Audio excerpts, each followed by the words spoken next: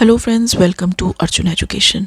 दोस्तों, आज हम डिस्कस करने वाले हैं unit 30 of English grammar in use by Raymond Murphy. ये 4th एडिशन हम कर रहे हैं, जिसमें हम मे एंड माइट टू, इसका पिछला पार्ट हमने पिछले वीडियो में किया था जो यूनिट नंबर 29 में था। आज हम मे और माइट का सेकेंड पार्ट करेंगे। तो चलिए हम शुरू करते हैं, लेकिन उससे पहले अगर आपने हमारा चैनल अभी तक सब्सक्राइब नहीं किया तो प्लीज़ सब्सक्राइब कीजिए और बेल आइकन ज़रूर प्रेस कीजिए ताकि हमारे आने वाले वीडियोस की नोटिफिकेशन आपको मिलती रहे। तो चलिए शुरू करते हैं unit 30 may and might two. तो सबसे पहले हमें बताया गया है कि we use may and might to talk about possible actions और हैपनिंग्स इन द फ्यूचर। तो पिछले यूनिट में हमने प्रेजेंट की बात की थी, मे और माइट प्रेजेंट में कहाँ लगता है। तो यहाँ पे हम बात कर रहे हैं कि मे और माइट हम फ्यूचर की जो हमारे एक्शंस हैं, हैपनिंग्स हैं, या पॉसिबली हम कुछ प्लान करते हैं, उसके लिए भी हम मे और माइट का यूज़ कर सकते हैं। एग्जाम्पल यहाँ पे दे रखी है, I have not decided yet whether to go on holiday, I may go to Ireland. I may go to Ireland का मतलब है शायद हम आयरलैंड जाएंगे। तो ये हम फ्यूचर की बात कर रहे हैं। अभी तक हमने डिसाइड नहीं किया कि हम हॉलीडे पे कहाँ जाएंगे। हम हो सकता है कि हम आयरलैंड जाएं। Take an umbrella with you, it might rain later. तुम अपने साथ अम्ब्रेला ले लो, हो सकता है कि बारिश हो, बाद में बारिश हो। तो ये भी फ्यूचर के एक्शन के बारे में बताया जा रहा है। The bus is not always on time, we might have to wait a few minutes. Bus हमेशा टाइम पे नहीं होती, हो सकता है हमें कुछ देर वेट करनी पड़े। तो ये सारी चीज़ें हमारे फ्यूचर को पोर्ट्रे कर रही हैं। तो फ्यूचर के बारे में जो भी हम बात करना चाहते हैं इस तरह की पॉसिबिलिटी की, तो हम मे और माइट के द्वारा कर सकते हैं। The negative forms are may not and might not. तो इसकी नेगेटिव फॉर्म जैसे हमने पहले डिस्कस किया था, मे नॉट और माइट नॉट होगी। ये भी फ्यूचर एक्शंस को बताएगी। Amy may not go out tonight, she is not feeling well. हो सकता है एमी आज रात को बाहर ना जाए क्योंकि वो अच्छा फील नहीं कर रही है। There might not be enough time to discuss everything in the meeting, at the meeting. हमारे पास मीटिंग में शायद इतना वक्त ना हो कि हम सब कुछ डिस्कस कर सकें। तो ये आने वाली मीटिंग की बात हो रही है, तो इसका मतलब है कि ये हम फ्यूचर की बात कर रहे हैं। तो फ्यूचर में हम जो नहीं होने की पॉसिबिलिटी है उसके लिए हम मे नॉट या माइट नॉट लगा सकते हैं। अब ये है कि हम फ्यूचर के लिए बहुत जगह पे विल भी यूज़ कर सकते हैं या मे और माइट भी यूज़ कर सकते हैं। तो यहाँ पे हमें कंपेयर करके दिखाया हुआ है कि विल कहाँ पे यूज़ होता है और मे माइट कहाँ पे यूज़ होता है।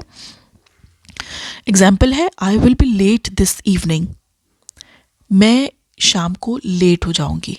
तो दिस इज़ फॉर श्योर कि मैं लेट हो जाऊँगी, पता है हमें, श्योरिटी है कि मैं लेट हो जाऊँगी। आई मे और I might be late this evening. I may be late this evening और I might be late this evening, इसका मतलब है हो सकता है कि मैं शाम को लेट हो जाऊं, श्योरिटी नहीं है।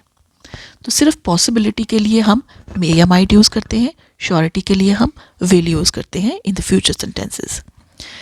बी में देखते हैं, usually you can use may और might, so you can say I may go to Ireland और I might go to Ireland, या फिर Jane might be able to help you और Jane may be able to help you. General situation, general possible situation के लिए हम मे या might दोनों में से किसी का भी यूज़ कर सकते हैं। मगर अगर सिचुएशन रियल नहीं है, यानी कि अगर असल में ऐसा नहीं है, तो हम माइट ही यूज़ कर सकते हैं, मे नहीं यूज़ कर सकते when the situation is not real.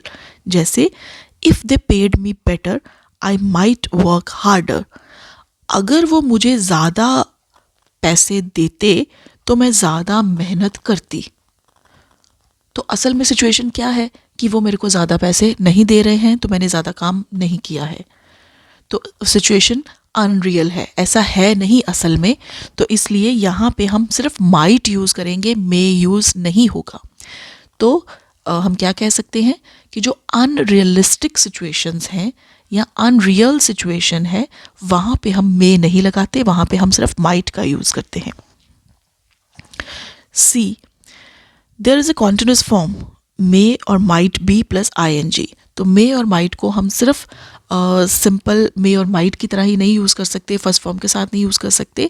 तो यहाँ पे हम मे और माइट को कॉन्टिन्यूस फॉर्म में भी यूज़ कर सकते हैं। जैसे don't phone me at 8:30, I will be watching the football on television. तो जैसे हम एक कंटिन्यूस सिचुएशन दिखाते हैं, तो ये कंटिन्यूस सिचुएशन तो हम विल बी प्लस आईएनजी में भी दिखाते हैं, जैसे will be doing, will be going. तो इन दोनों में फ़र्क दिखाने की कोशिश की गई है, दोनों को कंपेयर किया गया है कि कहाँ पे हम मे भी डूइंग कर सकते हैं या माइट भी डूइंग कर सकते हैं, यहाँ पे विल बी डूइंग या कोई भी और वर्ब लगा सकते हैं कंटिन्यूस फॉर्म में। तो don't phone me at 8:30, I will be watching the football on television. मुझे 8:30 में फ़ोन मत करना, मैं टेलीविज़न पे फुटबॉल देख रही होंगी। आई विल बी वॉचिंग मतलब ये उसका प्रोग्राम श्योर है कि वो 8:30 पे टेलीविज़न पे फुटबॉल देख रही होगी। तो दूसरी तरफ don't phone at 8:30, I might be watching और I may be watching the football on TV. तो तुम मुझे 8:30 बजे फ़ोन मत करना, हो सकता है कि मैं टीवी पे फुटबॉल देख रही हूँ, लेकिन ये श्योर नहीं है, हो सकता है, लेकिन तुम फ़ोन मत करना। सो अगर पक्का है कुछ, जो भी होना है या जो भी करना है, इफ़ इट इज़ श्योर, अगर ये पक्का है, अगर ये कंफर्म है, तो हम विल यूज़ करते हैं, लेकिन अगर सिर्फ पॉसिबिलिटी है तो हम मे या माइट यूज़ करते हैं। वी ऑल्सो यूज़ मे और might be plus ING for possible plans. अगर हमने पहले से प्लान बना रखा है फ्यूचर में कुछ करने का, तो वहाँ भी हम, लेकिन पूरी तरह से श्योर नहीं है, तो हम वहाँ पे मे और माइट बी प्लस ING भी यूज़ कर सकते हैं। जैसे I am going to Ireland in July. अगर हम I am going to Ireland in July करेंगे तो इसका मतलब है कि ये श्योर है, ठीक है। अगर श्योर कोई प्लान बना रखा है फ्यूचर का तो I am going to Ireland. लेकिन अगर पक्का नहीं है, पॉसिबल है कि वो हम जाएं, तो I might be going to Ireland soon और I may be going to Ireland soon. हो सकता है कि हम आयरलैंड जाएं। तो ये प्लान तो है लेकिन बहुत ज़्यादा पक्का नहीं है। But you can also say I might go और I may go with little difference in meaning. लेकिन उन्होंने ये कहा है कि मे और माइट जो है वो हम एक दूसरे की जगह पे लगा सकते हैं, मे और विल नहीं लगा सकते, या फिर मे और मे बी गोइंग टू या आई एम गोइंग टू, ये से एक जैसा नहीं है। अब डी में जो है वो बहुत इंपॉर्टेंट है, इस पे आपको एग्जामिनेशन में क्वेश्चन भी पूछा जा सकता है।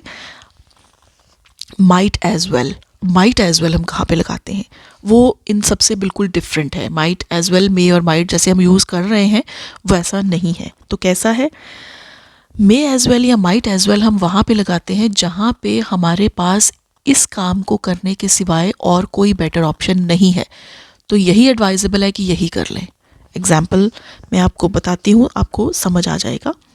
यहाँ पे एक एग्जाम्पल सिचुएशन दे रखी है, हेलन और क्लेयर दोनों ने बस मिस कर दी है, कि जैसे ही वो बस स्टॉप पे पहुंची हैं बस निकल चुकी है और अगली जो बस है वो 1 घंटे के बाद आएगी।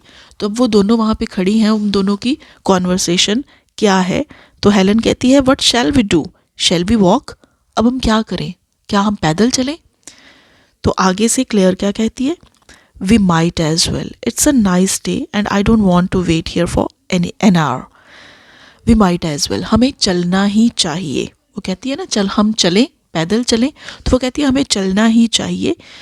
दिन भी अच्छा है, यानी कि धूप निकली हुई है, अच्छा टाइम है, इट्स अ नाइस डे, और मैं यहाँ पे 1 घंटा अगली बस के लिए वेट नहीं करना चाहती, तो चलना ही एडवाइजेबल है। शायद वो चलते हुए कहीं और पहुँच जाएं, अगले स्टॉप पे पहुँच जाएं, उन्हें कोई बस मिल जाए।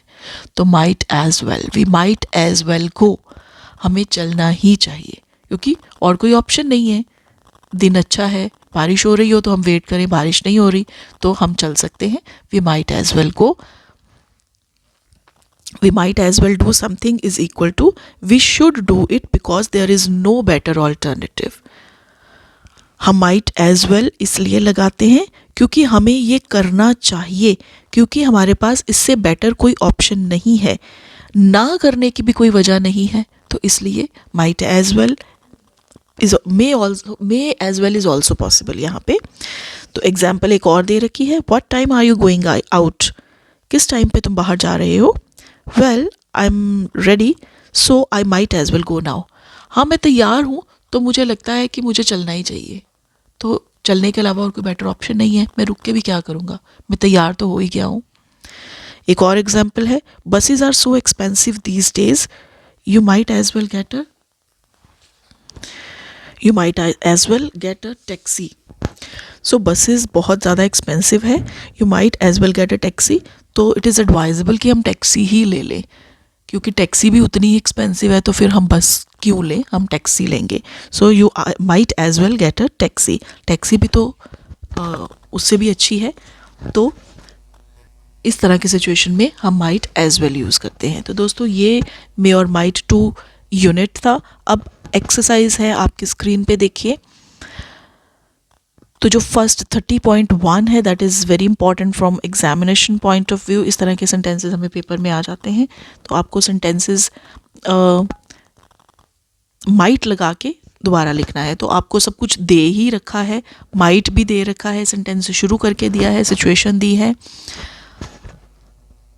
और ख़त्म करने का हिंट भी दे रखा है. तो आप माइट लगा के सेंटेंसेस दोबारा बनाएंगे. might not. 30.4 is also very important. तो आई एम एडवाइजिंग यू कि ये आप 30.1 और 30.4 जो है वो ज़रूर कीजिए. ये एग्जामिनेशन पॉइंट ऑफ व्यू से बहुत इम्पॉर्टेंट है. मैं उम्मीद करती हूँ आपको यूनिट नंबर 30 समझ आ गया होगा. और अगर आप किसी भी तरह की प्रॉब्लम फील करें तो प्लीज़ मैसेज मी और comment me in the comment box. I will definitely reach out. तो मैं आपको आपके क्वेरीज़ को सॉल्व करने की ज़रूर कोशिश करूँगी. तो आपकी हेल्प के लिए यहाँ पे मैं आपको यूनिट नंबर 30 की कीज़ भी डाल रही हूँ, आपकी स्क्रीन पे हैं. तो ये था हमारा आज का वीडियो. अगर आपको ये वीडियो अच्छा लगा हो तो प्लीज़ इसे लाइक कीजिए, शेयर कीजिए और हमारे चैनल को सब्सक्राइब कीजिए. तो ऐसे ही और वीडियोज़ देखने के लिए please stay with us. Thank you.